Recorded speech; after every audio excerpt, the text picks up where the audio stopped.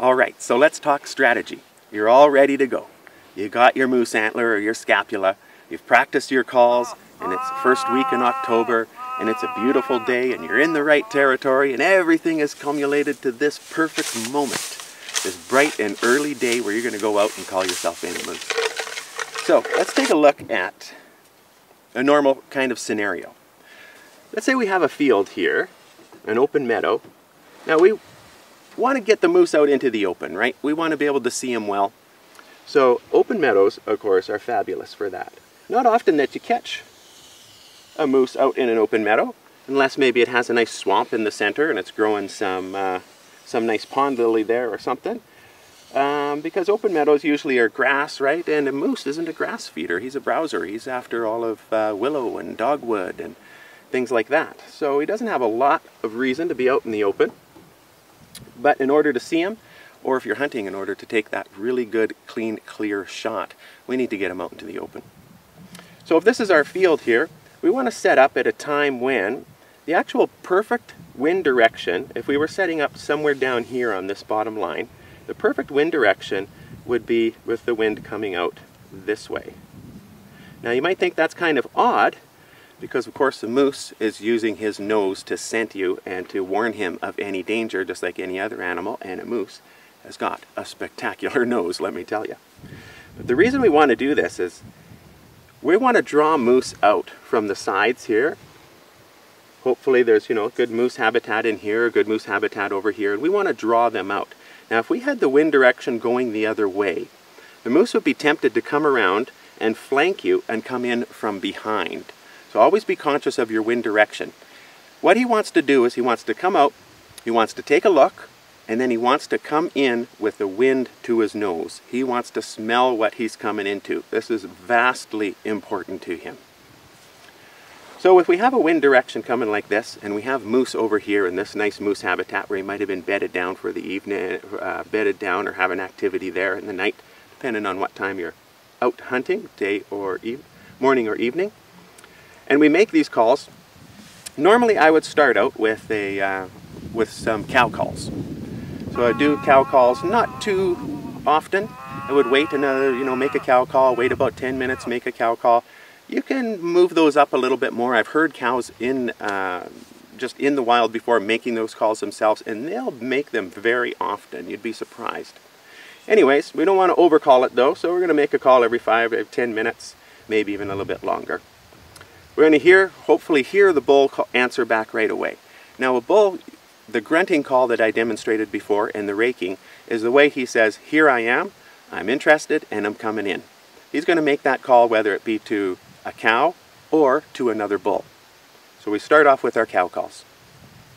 Now each time you're out and hunting or wildlife viewing, this is going to change somewhat regarding on the situation. Remember, you don't know what's happened that whole night or that whole day before.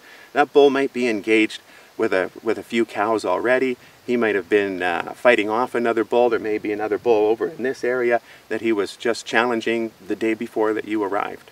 So you don't know exactly what's happened. So you're stepping into a drama that has been taking place over the past few days.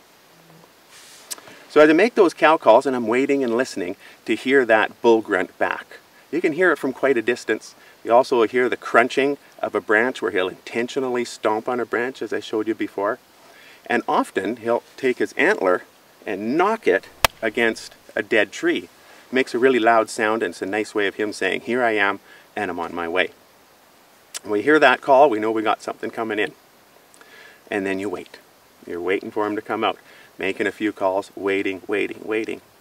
You may reach a point where nothing happens. The bull isn't coming out. He's answered, but perhaps he's got some cows in there with him, in that off of the field and in the bush there with him already. Cows that are getting close to season. He doesn't want to leave them. He doesn't want to come out and expose himself into the open and leave his cows for somebody else to potentially take. So there comes a time when you got to get him a little more riled up. So that's when I find the bull calls come in real handy. I'll do some cow calls, then I'll start into some bull calls. Now he's getting upset. He says, okay, not only is there a cow over there that's coming real close to season and looking for a bull, there's another bull over there that's going to take her away from me. So now he's getting upset, and he's real interested on coming out and taking a look and see what's going on. So we got a wind direction coming here. Let's say our bull's back in here. He's going to want to come out, and he's going to come to his bush line here, and he's going to take a look. Maybe do a couple of calls, maybe do a little bit of that raking.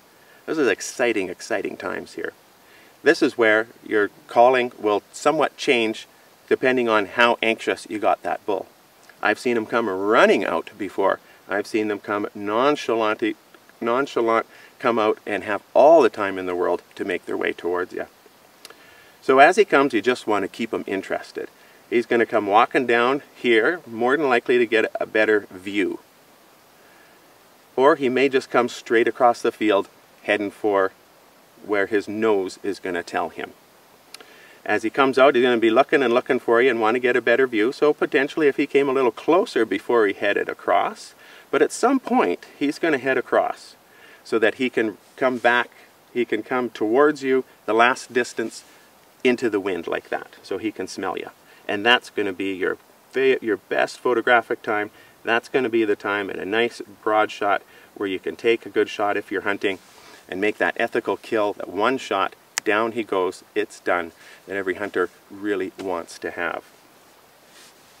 So as we get him out and coming out to this area, he'll be stopping and brush and rake and brush and rake and grass with his antlers and that. You're going to keep him interested with the bull calls.